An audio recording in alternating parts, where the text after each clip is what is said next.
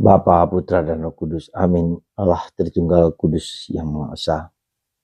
Puji syukur kami selalu Kau undang, Kau panggil untuk menjadi rasul, menjadi orang yang pilihan, menjadi orang yang terberkati, menjadi orang yang membagikan apa sebisa mungkin kepada orang di sekitar kita.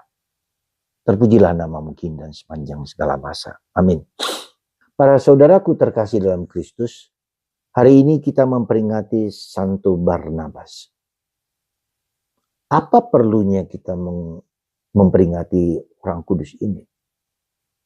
Ada satu hal yang mungkin menarik bagi saya adalah bahwa dialah orang yang menerima Paulus sebagai Rasul Kristus. Dialah juga yang memiliki keponaan yang bernama Markus yang kemudian menjadi penulis Injil. Apa yang kita lihat ya, ketika Barnabas menerima Paulus yang dulu Saulus yang menganiaya, mungkin bagi kita tidak perlu kita pikirkan itu, tidak perlu melihat bahwa ada konflik besar dulu ketika Saulus yang membunuh Stefanus, yang memerintahkan Stefanus dan mengejar-ngejar orang Kristen awali. Tapi berkat Barnabas lah yang mengatakan bahwa Saulus sudah bertobat dan diterima oleh para rasul dan orang-orang Kristen awal.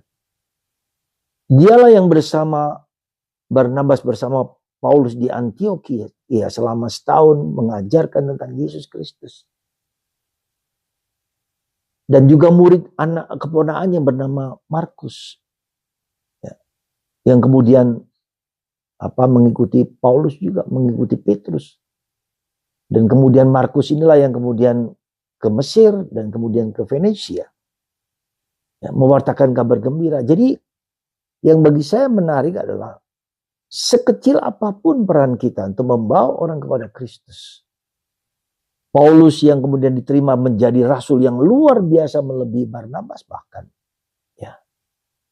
Jadi itulah yang mau saya sampaikan kepada Anda.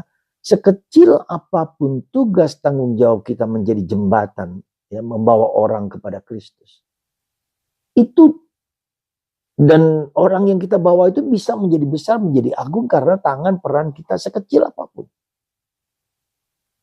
Jadi jangan Anda mengira bahwa yang penting bahwa mereka dapat menjalankan menjadi lebih besar daripada kita dan menjadi besar, jadi agung.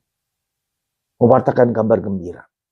Itulah peran Anda, itulah kita semua, sekecil apapun. Ya.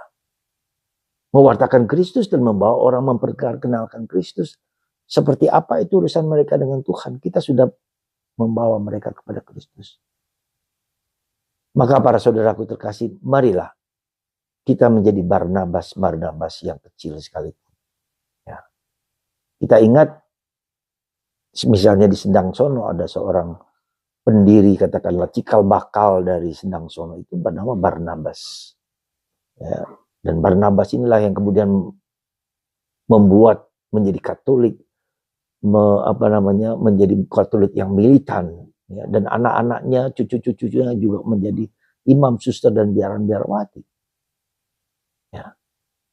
Ketika itu di Sendang Sono adalah tempat di mana orang di bawah pohon beringin itulah mereka bertapa dan sehingga menjadi tempat yang suci bagi orang Katolik dan menjadi cikal bakal gereja Katolik Jawa Tengah yang menyebar ke seluruh Indonesia.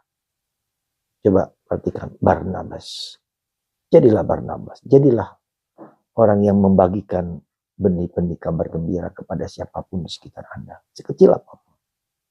Dalam keluarga, dalam masyarakat, dalam lingkungan. Semoga Anda dan saya, ya, berkewajiban membagikan nilai-nilai Kristus dan Kristus kepada orang lain. Dan biarkan Roh Kudus bekerja sesuai dengan kehendaknya. Semoga Anda dan saya menjadi Barnabas, membagikan kabar gembira Yesus sekecil apapun kepada orang lain.